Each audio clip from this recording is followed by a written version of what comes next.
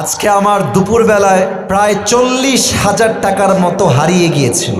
জেলার নাম বলবো না, বদনাম হবে। তো আজকে হোটেলে উঠেছি, সারা রাত জার্নি করে গিয়ে সকাল 9টায় সকাল হয়ে গেছে। তো আমি আবার পায়জামার পকেটে টাকা রেখেছিলাম প্রায় 35 থেকে 40 কাছাকাছি এরকম কিছু একটা অ্যামাউন্টের টাকা। তো ঘুমানোর আগে টাকাটা পকেট থেকে বের করে বালিশের নিচে রেখেছি, বালিশের নিচে। তো ঘুম থেকে উঠেছি, জোহরের নামাজ পড়েছি, বের হয়ে গিয়েছি বাহিরে দুপুরের লাঞ্চ করার জন্য।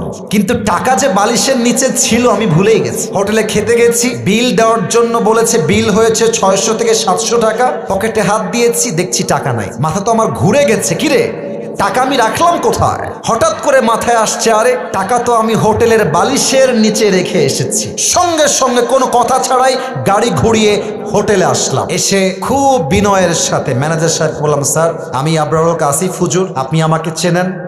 আমি আপনাদের হোটেলের রুমে বালিশের নিচে এত টাকা রেখে গেছিলাম, 1000 টাকার বান্ডিল আর 500 টাকার বান্ডিল রেখে এলাম বালিশের কাছে। বললাম, স্যার যে পেয়েছে আমাকে বলেন দিয়ে দিতে।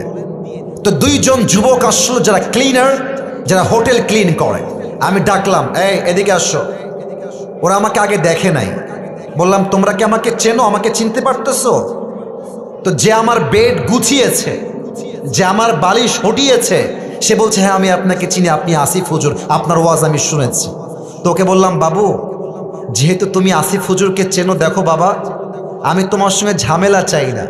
আমার বালিশের তলে আমি টাকা রেখে গেছি, আমি 100% ড্যাম শিওর টাকাটা বাবা আমাকে দিয়ে দাও, তোমাকে আমি হাদিয়া দিয়ে বাসায় চলে যাব। যুবকটা মুখের উপরে বলছে, না আমি এই টাকা দেখি নাই, জীবনেও না, এটা সম্ভব না, আমি 1 টাকাও হাত দেই নাই। আমি বললাম, প্লিজ ট্রাই টু আন্ডারস্ট্যান্ড, একটু বোঝো, আমার বাদ মাগরিব প্রোগ্রাম, আসর আজান হয়ে গেছে, দিয়ে দাও বাবা, কোনো ঝামেলা চাই না, থানা পুলিশ চাই না, দিয়ে দাও। আমি বুঝালাম, আমার ড্রাইভার বুঝালো, পিএস বুঝালো, ম্যানেজার বুঝালো, সে বুঝতে রাজি না। এবার হোটেলে মালিক চলে আসছে, বড়লোক, শিক্ষিত, অনেক বড় ঘরের মানুষ তিনি, এবং তিনি একজন অ্যাডভোকেটকেও নিয়ে আসছে। সিসিটিভি ক্যামেরা ওপেন করা হলো, কে গেছে হুজুরের রুমে আর কে বের হয়েছে। তা আমি চোর ধরতে গিয়ে নিজেই চোর হয়ে গেছি। তারা আমাকে বলতেছে, আপনি যে টাকা রাখছেন তার প্রমাণ কোথায়? আমাকে বলতেছে, বিনয়ের সাথেই বলছে যে, স্যার আপনি যে টাকা রেখেছেন এখানে 40,000 টাকা, তার প্রমাণ কি, আপনি আমাকে বলেন। আমি তো ঝগড়া চাই না, আমি সবসময় সমাধান চাই।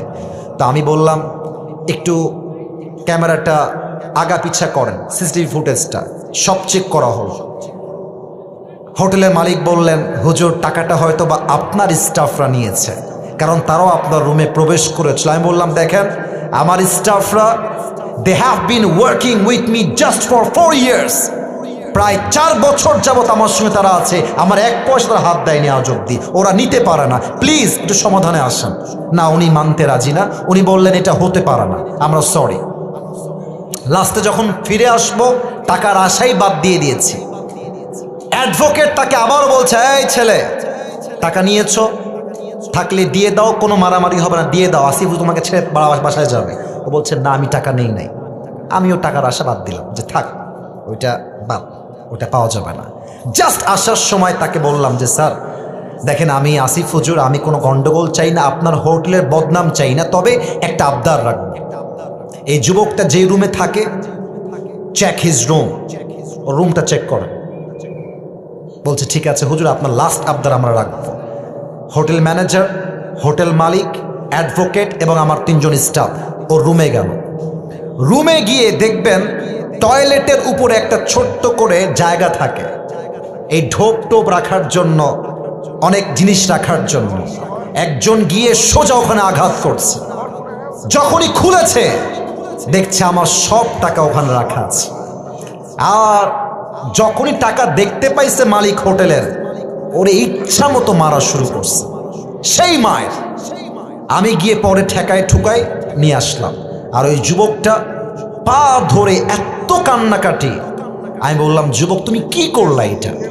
তুমি আমাকে বলতা যে হুজুর আমি টাকাটা পেয়েছি, নেন আপনি, আপনার যা মন চা আমাকে খুশি হয়ে দিবেন, তাতেই আমি খুশি, আমি তোমাকে দিতাম অনেক টাকা খুশি হয়ে। তুমি কি করলা? এখন তুমি টাকাটাও পাইলে না, তোমার চাকরিও হারায় গেল। শিক্ষা কি পেলেন? শিক্ষা একটা, যদি আপনি জ্ঞানী মানুষ হয়ে থাকেন, আপনি মাথায় রাখবেন যে আমার এই টাকাটা দামি নয়, আমার বিশ্বাসটা দামি। যদি আমি বিশ্বাস রাখতে পারি, পুরস্কারও থাকবে, চাকরিও থাকবে, জীবনটাও সুন্দর হবে। মূর্খতা করবেন, চাকরিও থাকবে না, জীবনটাও অসুন্দর হয়ে যাবে। ঠিক কিনা বলেন?